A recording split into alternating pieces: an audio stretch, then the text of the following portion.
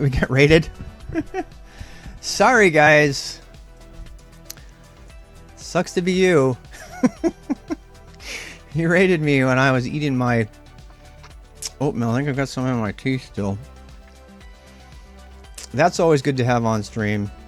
Someone picking their teeth. I'm going to do a video here called Pandoc Markdown. You fed the ducks. Good timing. He just came. Nice. CD into readme. I'm going to do Pandoc Lite. You guys already know all about it, so you're going to have to sit through this unless you have something specific that you want. Tell them, Callie, it's not for skids. Kind of is. So, I dropped Kali Linux for that reason.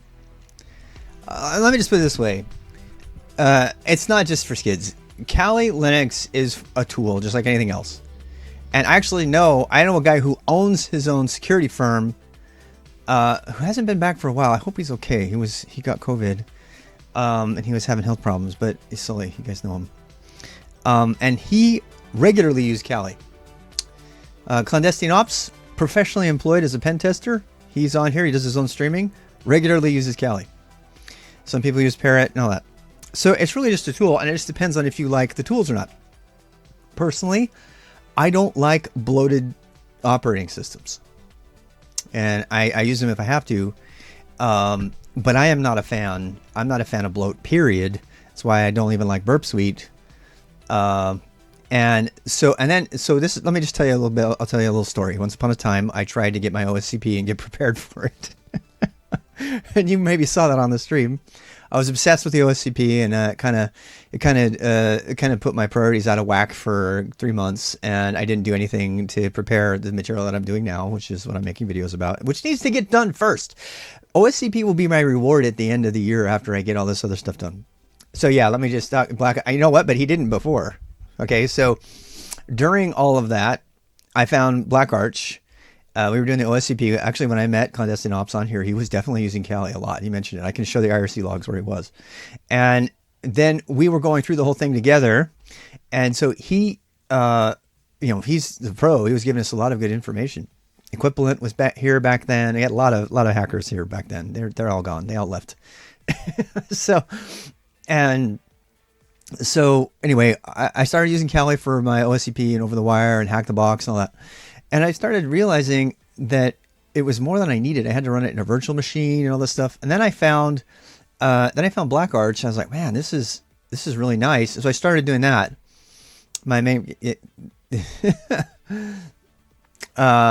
So anyway, I started doing Black Arch, and then I think it was Zero Theory, who I haven't seen in a long time. Hope he's okay too. Zero Theory said,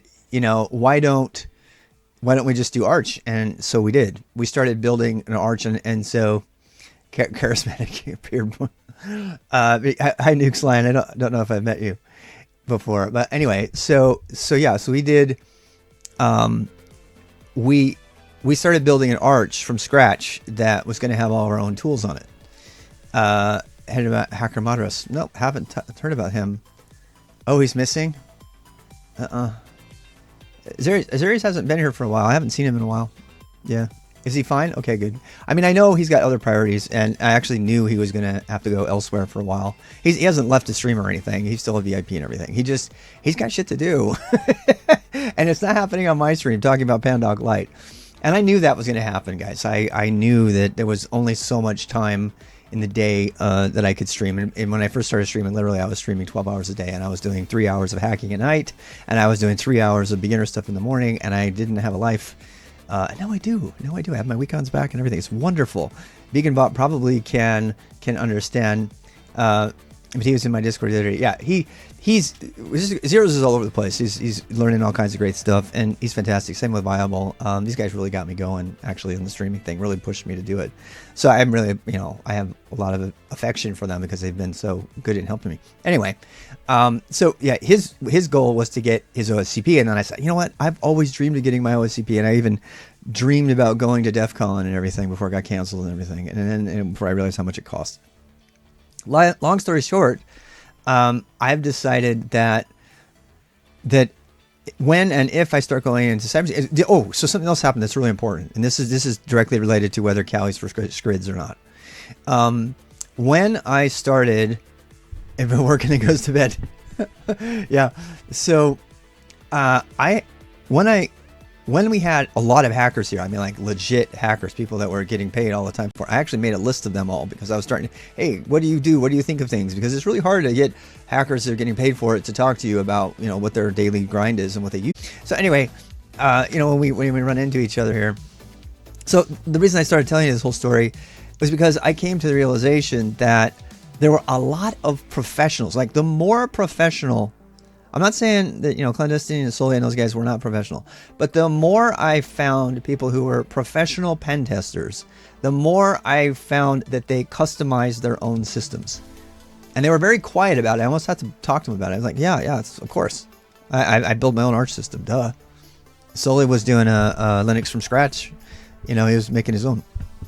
So the reason I say anything about that is to say that the more like seasoned professionals that I met, the less likely they were to grab Kali Linux.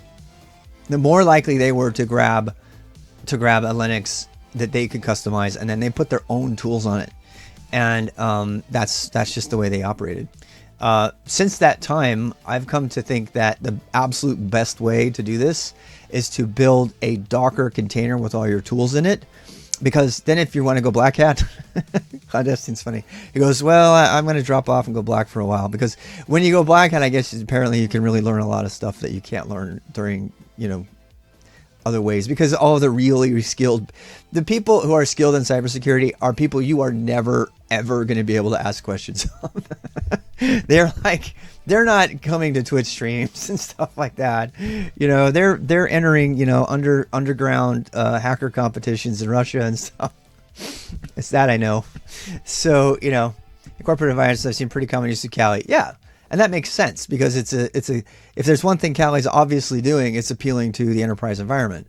Trained in that environment, it's easier to have a common tool as a team, and I completely see the value of that. In fact, I bought into that a lot. I love OSCP offensive security as a company. I am not against them at all. But it's also the same reason that you generally tend to find Microsoft in the enterprise environment. That's not, I mean, anybody who's worked in the enterprise environment knows that the bigger the company, the more likely they are to be in a Microsoft shop, where everybody uses Microsoft because it's just easier for an enterprise to deal with one vendor and to buy, you know, Azure and to buy Outlook and to buy, you know, 360 and whatever, you know, Active Directory, because they have turnkey solutions for enterprises at that level. So unless the company's got some technical acumen like IBM did, who kicked Microsoft out in 2000 and said, we're done, we're doing LibreOffice.